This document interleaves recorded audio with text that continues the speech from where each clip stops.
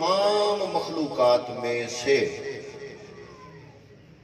چار مخلوقات اہم ہیں جن کو مکلف مخلوقات کہا جاتا ہے۔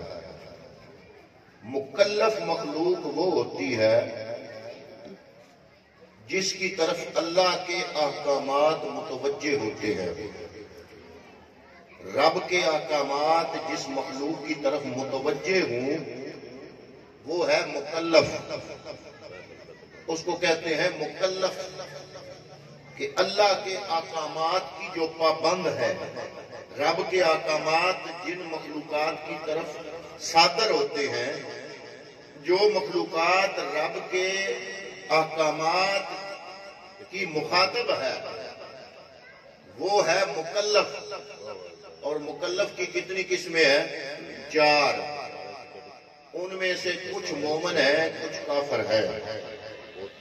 ان میں سے پہلی مخلوق ہے جو مکلف ہے وہ ہے شیطان، اور شیطان کافر ہے، کیونکہ شیطان ہو اور مومن ہو یہ نہیں ہو سکتا۔ دوسری مخلوق ہے جن، جنوں میں سے کچھ کافر ہیں، کچھ مسلمان ہیں، کچھ نیکوکار ہیں، کچھ گناہگار ہیں۔ اور تیسری مخلوق ہے فرشتے۔ فرشتے نور سے ہیں، یہ نیکوکار ہیں، صرف نیکوکار نہیں بلکہ معصوم ہیں، گناہوں سے پاک ہیں۔ اور مکلف مخلوقات میں سے جو چوتھی قسم ہے وہ ہے انسان۔ اب انسان جو ہے یہ مکلف ہے۔ ان میں سے کچھ کافر ہیں، کچھ مسلمان ہیں، کچھ نیکوکار ہیں، کچھ گناہگار ہیں۔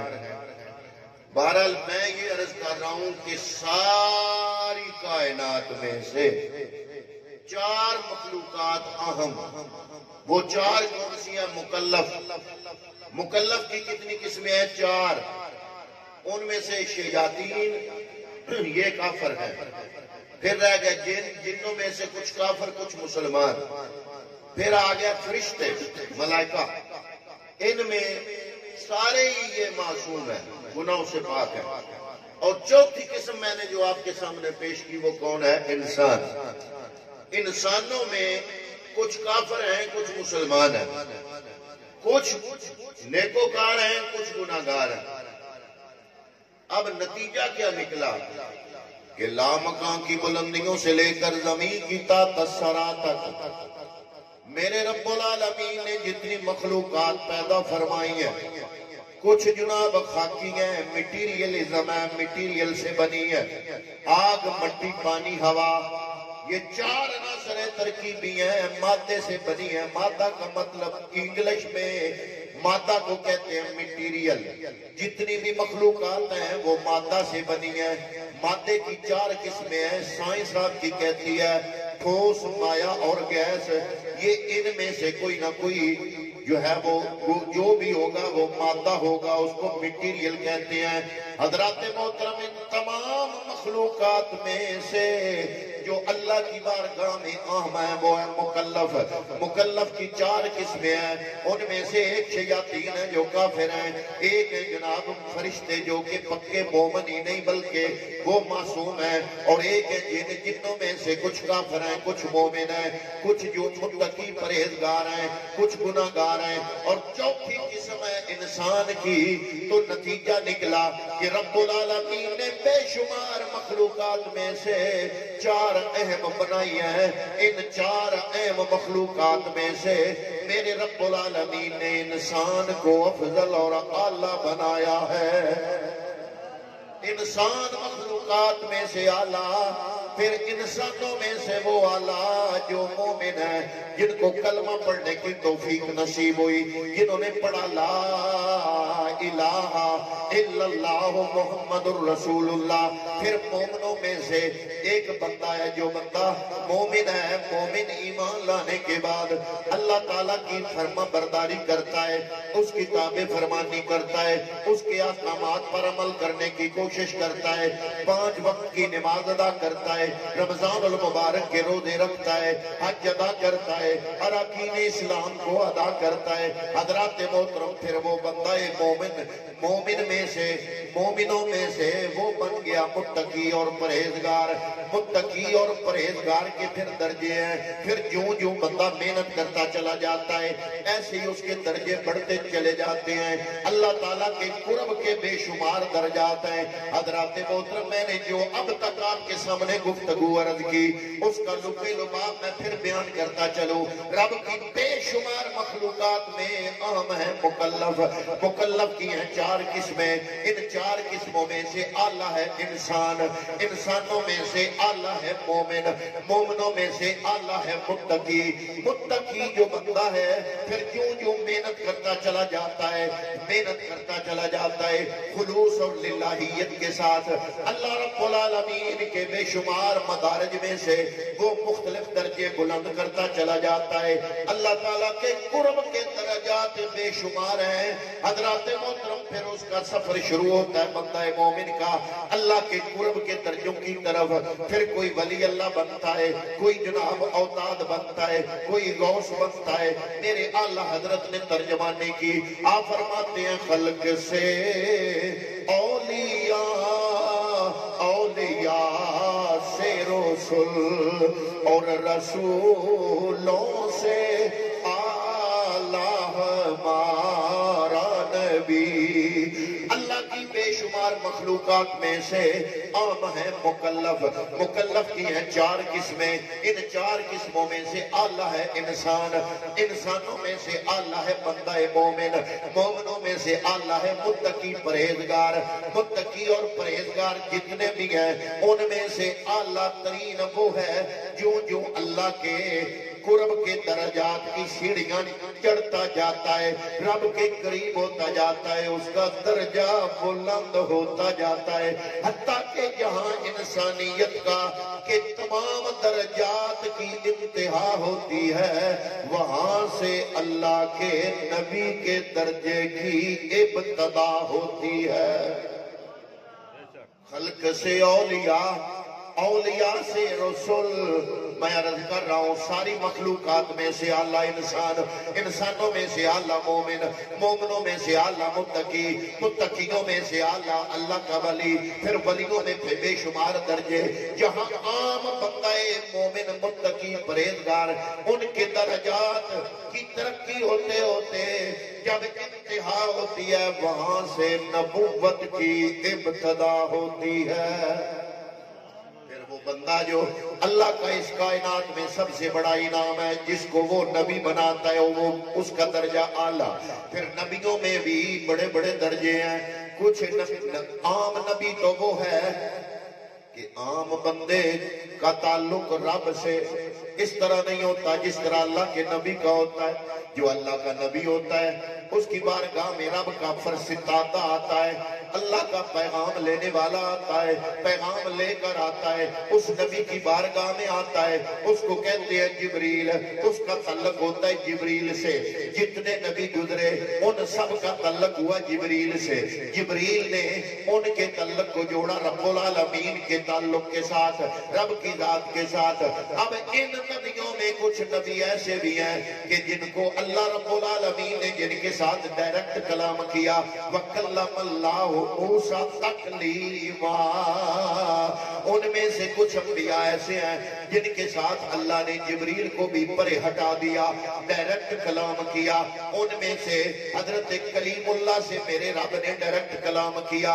حضرت کلیم اللہ کے بعد پھر جس سے ڈائریکٹ کلام کیا وہ کلیم اللہ کے بھی امام بلکہ 1.25 لاکھ نبیوں کے امام میرے اور آپ کے آقا تاجدار کائنات، وجہ تخلیق کائنات، باعث تخلیق کائنات، کل نبیوں کے امام حضرات محترم وہ ہیں جناب محمد مصطفیٰ صلی اللہ تعالیٰ علیہ وسلم، جن کو رب العالمین نے وہاں بلایا جہاں جبریل کی بھی پہنچ نہیں۔ وہاں پہنچے تو کیا کلام کیا؟ اللہ کا قرآن کہتا ہے فَأَوْخَا إِلَىٰ عَبْدِهِ مَا أَوْخَا۔ اے جبریل، ہر نبی کی طرف وہی لے کر جانے والا تو ہے، آدم سے لے کر روح اللہ تک ہر نبی کی طرف وہی لے کر جانے والا تو ہے۔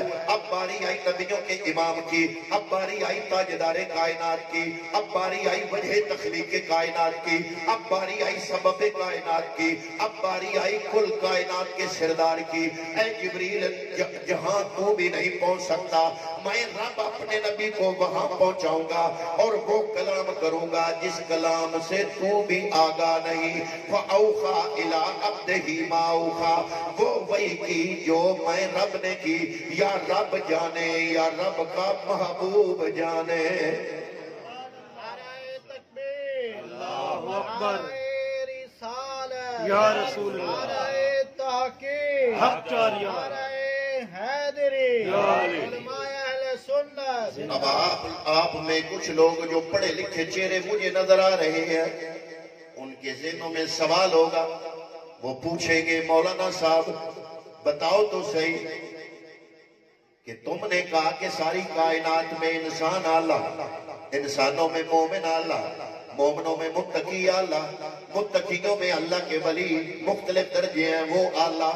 جہاں ولایت کی انتہا ہوتی ہے وہاں نبوت کی ابتدا ہوتی ہے۔ یہ جو تم نے فلسفہ پیش کیا اس کی دلیل کیا ہے؟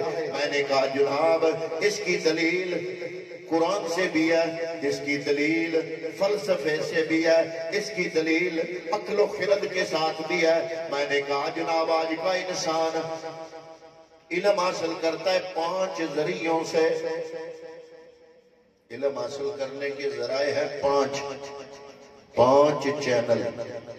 5 چینل، جس نے پرائمری کیا، مڈل کیا، میٹرک کیا، F A, B A, M A, M Phil, P H D, doctor بنا۔ یہ مختلف درجے ہیں علم کے۔ یہ علم ہوتا ہے حاصل 5 چینل کے ذریعے سے، جس کو آج کی سائنس کہتی ہے ہوا سے خمسہ۔ خمسہ کا معنی 5۔ یہ 5 حواس ہیں بندے کے، 5 حواس، ان کے ذریعے سے عام انسان علم حاصل کرتا ہے۔ یہ آپ کی جیبوں میں موبائل ہے،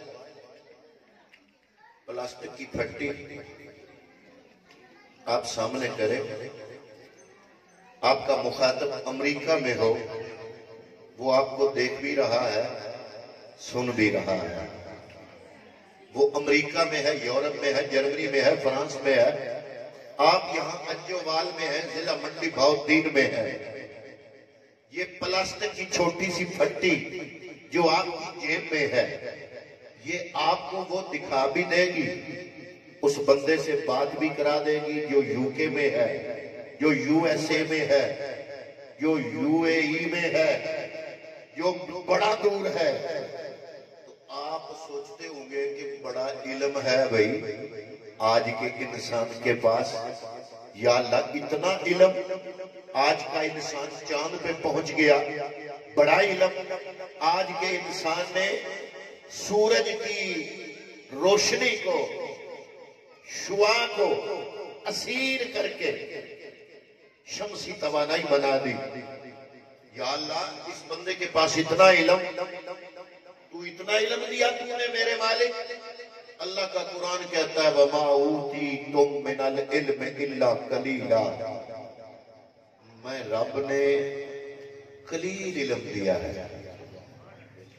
یا اللہ بندہ پلاسٹک کی پھٹی کے ذریعے سے امریکہ میں بیٹھے ہوئے بندے کو دیکھ رہا ہے، فرمایا علم پھر بھی قلیل ہے۔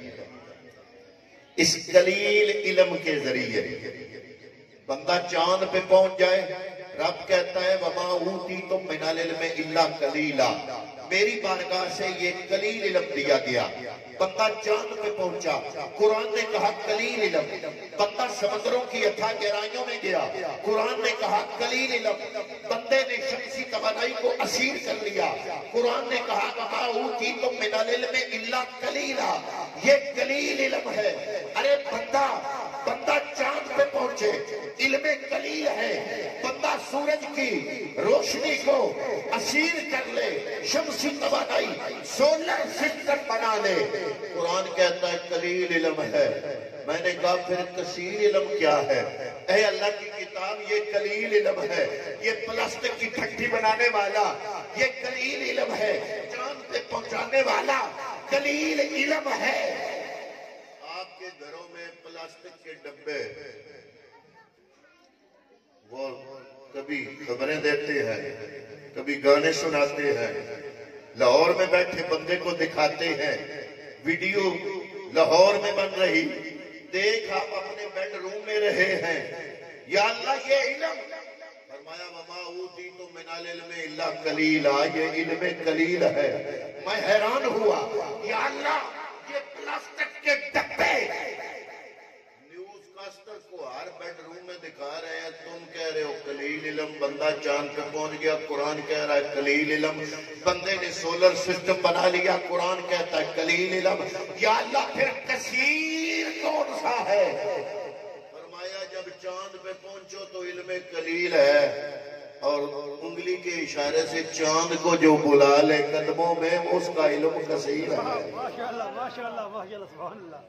تم پلاسٹک میں زبان پیدا کر دو، پلاسٹک کے ڈبے اور پلاسٹک کی تھکتی میں، یہ علم قلیل ہے۔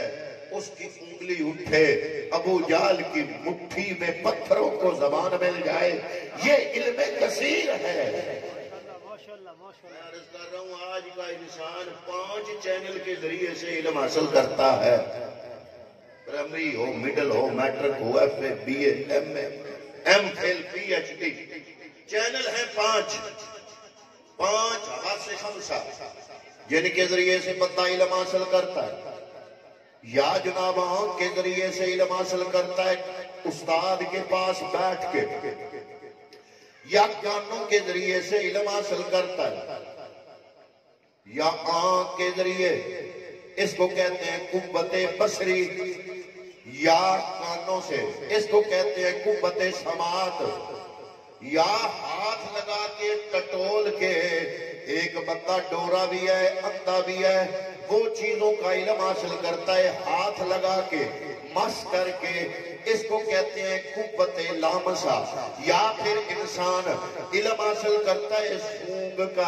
سونگ کر، اس کو کہتے ہیں قوت شامہ، یا پھر انسان علم حاصل کرتا ہے چکھ کر کہ جناب یہ ذائقہ امرود والا، یہ ذائقہ جناب انار والا، یہ ذائقہ سیب کا، یہ میٹھا ہے، یہ کھٹا ہے، یہ کڑوا ہے، یہ نمک والا، یہ مرچوں والا، یہ سارے علم بندہ حاصل کرتا ہے۔ اس طرح کے قوت ذائقہ سے تو کتنے قوتیں بنی؟ 5 چینل کتنے بنے؟ 5۔ ایک ہے قوت بصریہ، ایک ہے قوت سماعت، ایک ہے قوت لامسہ، ایک ہے جناب قوت شامہ، اور ایک ہے قوت ذائقہ، ایک ہے قوت ذائقہ۔ عام انسان ان 5 چینلز کے ذریعے سے علم حاصل کرتا ہے۔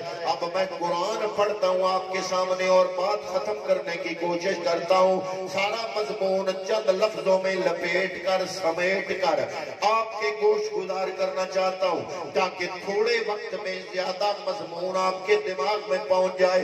حضرات محترم میں پھر دہراتا ہوں، آج کا انسان علم حاصل کرتا ہے 5 چیزوں کے ذریعے سے۔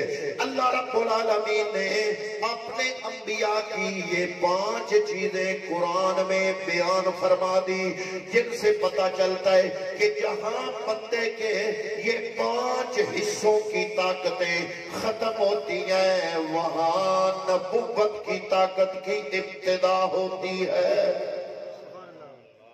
مثلا ہے قوت شامہ، سونگنے کی قوت۔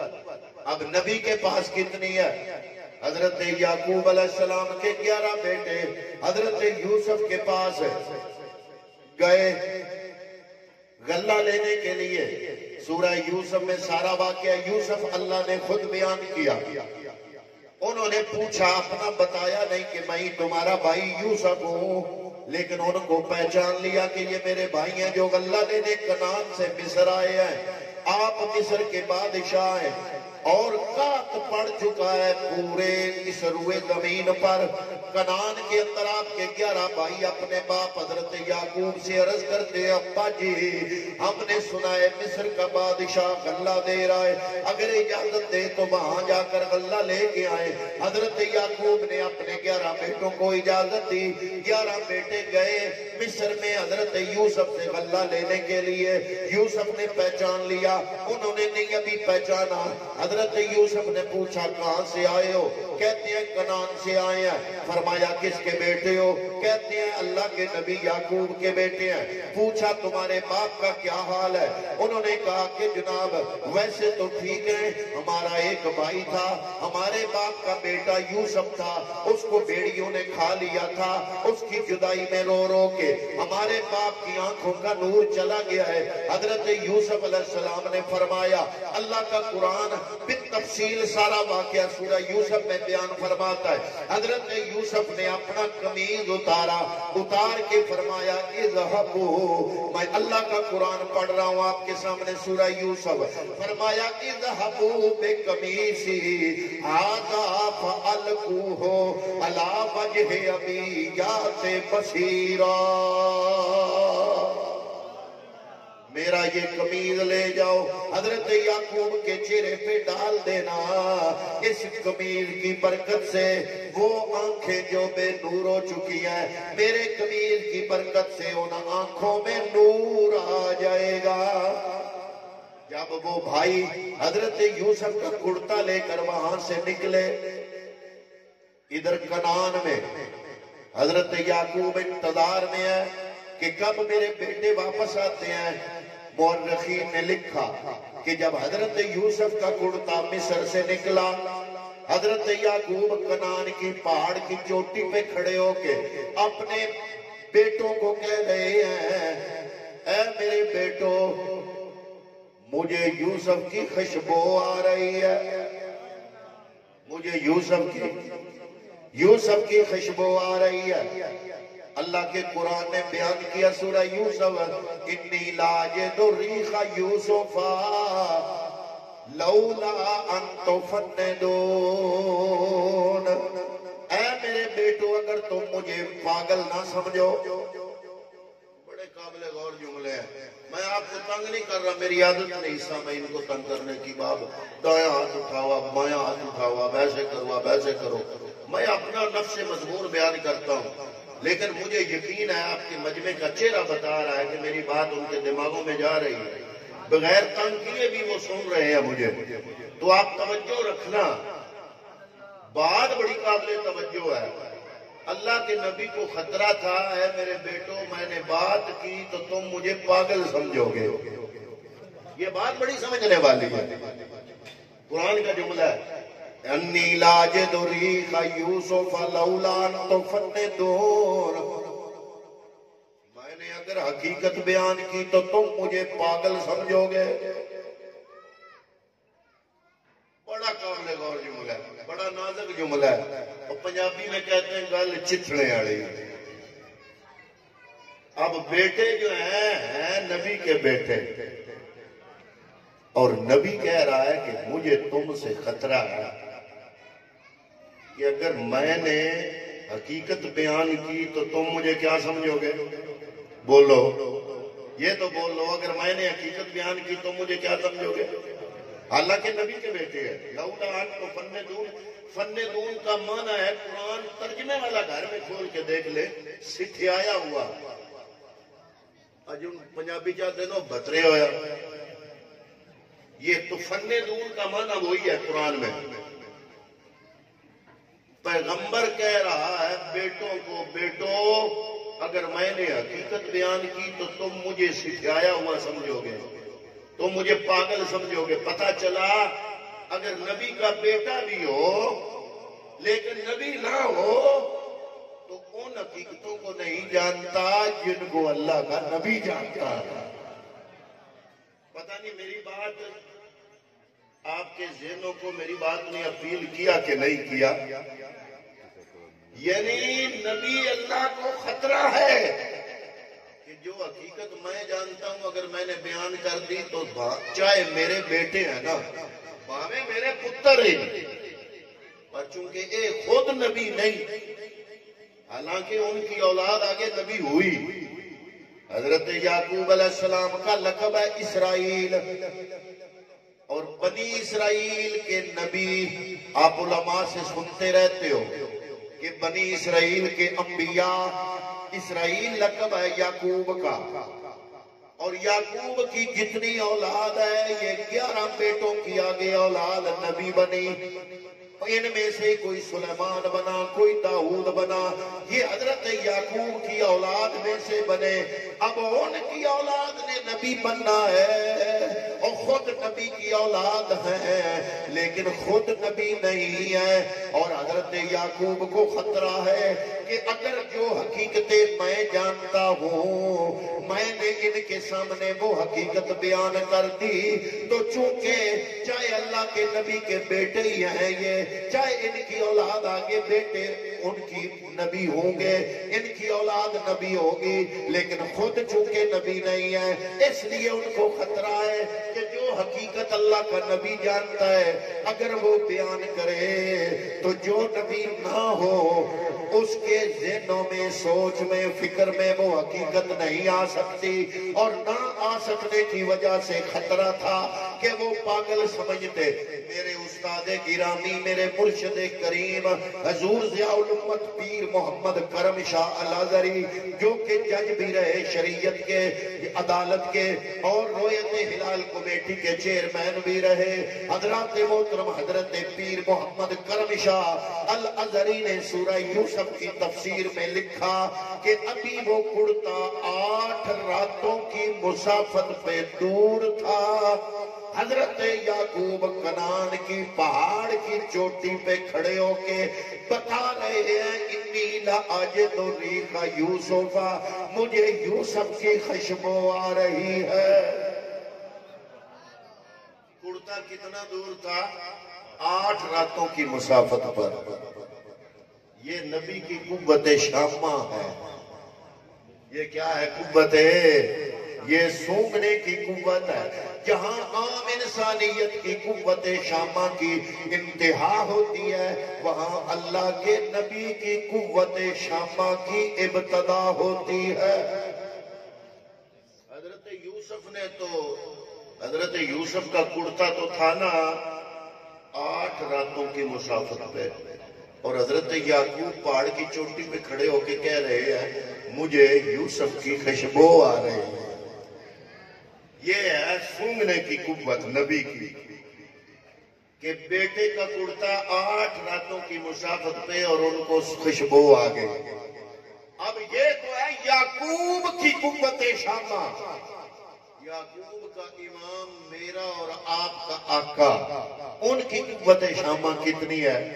آپ فرماتے ہیں میرے نبی نے فرمایا جبریل سدرہ پہ ہے، 7 آسمان اوپر سدرہ، یہاں سے پہلا آسمان 500 سال کی مسافت پہ، اس کی موٹائی 500 سال، دوسرے کا فاصلہ 500 سال، اس کی موٹائی 500 سال، تیسرے کا فاصلہ 500 سال، اس کی موٹائی 500 سال، چھٹے آسمان پہ کچھ لوگ کہتے ہیں سدرہ ہے۔ حضرات محترم یہ کروڑوں میلوں کا فاصلہ بنتا ہے، اربوں میلوں کا فاصلہ، اربوں میلوں کا فاصلہ بنتا ہے۔ حضرات محترم میرے نبی فرماتے ہیں جب جبریل سدرہ چھوڑتا ہے میں مدینے میں ہوتا ہوں، انی لاجد ریح جبریل، میں محمد کو جبریل جب سدرہ چھوڑتا ہے، جبریل کے سدرہ سے چھوڑنے کی خوشبو مجھے مدینے میں آ جاتی ہے۔ حضور کا ایک ارشاد ہے، حضور نے فرمایا جب کافر بندے کا روح نکلتا ہے تو ماحول میں بدبو پھیل جاتی ہے، جب مومن بندے کا روح نکلتا ہے تو ماحول میں خوشبو پھیل جاتی ہے۔ حضور نے یہ جملہ بولا اپنا کپڑا ناک پہ رکھ دیا ایسے، جیسے آپ کو بدبو آئے تو کپڑا نہیں رکھتے ناک پہ. نبی نے فرمایا کہ مومن بندے کی روح نکلتی ہے تو خوشبو آتی ہے، کافر کی روح نکلتی ہے تو ماحول میں بدبو ہوتی ہے. ادھر حضور نے کپڑا رکھ دیا. اب جو سیاسی روایت کر رہے ہیں نا، وہ فرماتے ہیں کہ جب حضور نے کپڑا رکھا نا ناک پہ تو ہم نے سمجھا کہ شاید کسی کافر کی روح نکلی ہے، اور جو بدبو روح کے نکلنے کے وقت ہوتی ہے، میرے پیغمبر کو مدینے میں بیٹھ کر وہ بدبو محسوس ہو گئی ہے. یہ ہے نبی کی قوت شامہ. کیا رزلٹ نکلا اب تک کی گفتگو کا؟ میں وقت پاس کرنے والا بندہ نہیں ہوں، میں چاہتا ہوں میرے سامعین کو کچھ ملے. کیا رزلٹ نکلا پوری گفتگو کا؟ کہ ساری کائنات میں مکلف اعلیٰ، مکلف میں انسان اعلیٰ، انسانوں میں سے مومن اعلیٰ، مومنوں میں سے ولی اعلیٰ. جہاں ولایت کی انتہا ہوتی ہے وہاں سے نبوت کی ابتدا ہوتی ہے. اب آپ نے سمجھا ہوگا کہ پتہ نہیں یہ جملہ کیوں کہہ رہا ہے، تو میں نے عرض کیا اس کی دلیل میں کہ علم حاصل ہوتا ہے 5 چینل کے ذریعے، 5 حواس سے خمسہ. ان میں سے ایک ہے قوت شامہ. جہاں بندے کی قوت شامہ کی انتہا ہوتی ہے وہاں اللہ کے نبی کی قوت شامہ کی ابتدا ہوتی ہے. اب اگلی آگے بات قوت ذائقہ والی تیرا میرا نبی. آخری بات کر رہا ہوں اور مضمون سمیٹ کر اپنے اختتام کی طرف لے جا رہا ہوں. حضرات محترم ساتھ ساتھ دعا بھی کر رہا ہوں کہ اللہ رب العالمین مبشر اقبال صاحب، محترم جناب متصر اقبال صاحب، اللہ رب العالمین اپنے نبی کی عظمت کے بیان کا صدقہ، اپنے نبی کے ذکر کا صدقہ ان دونوں بھائیوں کو اولاد صالحہ عطا فرمائے. سارے بولو آمین. اللہ تعالیٰ اپنے نبی کے نام کا صدقہ، اللہ تعالیٰ اپنے نبی کے ذکر پاک کا صدقہ، اللہ رب العالمین اپنے نبی پاک کی اس میلاد کا صدقہ، اس محفل پاک کا صدقہ، اللہ رب العالمین ان دونوں بھائیوں کو زندگی والا بیٹا عطا فرمائے. دونوں بھائیوں کو اولاد نرینہ کی نعمت سے مالا مال فرمائے. میرا رب اپنے نبی کے صدقے نعمتیں دیتا ہے. اے میرے رب العالمین، ہم سب کی یہ دعا ہے، تو اپنے محبوب کے ذکر پاک کا صدقہ ان کو یہ زندگی کی خوبصورت نعمت عطا فرما. اور ہماری اس محفل میں جتنے بھی لوگ بے اولاد ہیں، اللہ رب العالمین مولا کریم التجا ہے، دعائے اپنے نبی کی نام کا صدقہ، عظمت کا صدقہ، یا اللہ محفل میں موجود سب بے اولادوں کو اپنی بارگاہ سے اولاد نرینہ عطا فرما. میں نے کیا عرض کیا؟ حضور نبی کریم غزوہ خیبر کے بعد ایک بڑھیا آئی، عرض کرتی ہے یا رسول اللہ دعوت پکانا چاہتی ہو. فرمایا پکاؤ. میرے نبی نے کسی کی دعوت کو کبھی ریجیکٹ نہیں کیا، رد نہیں کیا، آپ دعوت قبول فرماتے تھے. اس نے صحابہ سے پوچھا میرے نبی کو پسند کیا ہے؟ انہوں نے کہا بکرے کی اگلی دستی. میرے نبی بڑے شوق سے کھاتے ہیں. اس نے کیا کیا؟ بکرے کی دستیاں لی، ان کو بھونا، ان میں زہر ملایا، زہر ملا کے میرے نبی کے سامنے رکھ دیا. حضور نبی کریم کے سامنے جب کھانا آیا، سارے صحابہ بیٹھے ہوئے ہیں. صحابہ نے آگے ہاتھ بڑھا کے لقمہ توڑنے کی کوشش کی. اتنے میں میرے نبی نے لقمہ اپنے منہ میں ڈالا. جب لقمہ منہ میں ڈالا، حضور نے صحابہ سے فرمایا لقمے واپس رکھ دو، خبردار کھانا نہیں ہے. یا رسول اللہ کیوں؟ آپ نے تو لقمہ منہ میں ڈالا. فرمایا میں نے نکال دیا، اس کھانے میں زہر ملا ہوا ہے. اس کھانے میں آج کی لیبارٹری سائنس، آج کا وزیر اعظم آپ کا، صدر آپ کا، ان کا کھانا لیبارٹری چیک کرتی ہے کہ زہر تو نہیں ملا ہوا. بندے کو پتہ نہیں چلتا، وہ لیبارٹری بتاتی ہے کہ اس کھانے میں زہر ہے. میرے نبی نے لقمہ رکھا زبان پر. جو بات آج آپ کی لیبارٹری بتاتی ہے، میرے نبی کی قوت ذائقہ نے وہ بات 14 صدیاں پہلے بتائی. صحابہ نے عرض کیا یا رسول اللہ کیوں نہ کھائیں؟ فرمایا میں نے لقمہ منہ میں رکھا، میرے قوت ذائقہ نے بتا دیا کہ اس کھانے میں زہر ہے، نہ کھانا. صحابہ نے اس عورت کو بلایا، پوچھا، نبی کے سامنے پوچھا کہ میرے نبی نے کہا کہ اس میں زہر ہے، بتاؤ تم نے زہر ملایا؟ اس نے کہا زہر ملایا. صحابہ نے پوچھا زہر کیوں ملایا؟ اس نے کہا یہ سوچ کر ملایا کہ اگر اللہ کا سچا نبی ہوگا تو اس کو پتہ لگ جائے گا، اس کی جان بچ جائے گی، اور اگر سچا نبی نہ ہوا اس کو پتہ نہیں لگے گا، پھر اس سے ہماری جان بچ جائے گی، ہماری جان اس سے چھوٹ جائے گی، اس لیے ملایا. حضرات محترم یہ بات تو آپ کی لیبارٹری بتاتی ہے، میرے نبی نے وہ چیز بھی بتائی جو چیز آج آپ کی لیبارٹری بھی نہیں بتا سکتی. آپ کوئی بھی کھانا امریکہ کی سب سے بڑی لیبارٹری میں بھیج دیں، ان کو کہیں کہ بتاؤ کہ یہ جو لقمہ کھانے کا ہے یہ حلال ہے یا حرام ہے. آج کی امریکہ کی سائنس کی لیبارٹری بھی اس کھانے کے حلال یا حرام ہونے کے بارے میں نہیں بتا سکتی. میرے نبی نے 14 صدیاں پہلے بتا دیا. اس وقت حضور نے ایک جنازہ پڑھایا، جنازے کی طرف جا رہے ہیں، رستے میں ایک عورت ملی، عرض کرتی ہے یا رسول اللہ کافی عرصے سے خواہش تھی میں آپ کی دعوت پکاؤں، آج آپ ادھر جنازہ پڑھنے جا رہے ہیں، جب واپس آئیں گے تو آپ کی واپسی تک میں کھانا تیار کر لوں گی. یا رسول اللہ میں عرض کرتی ہوں کہ میری دعوت قبول فرمائے.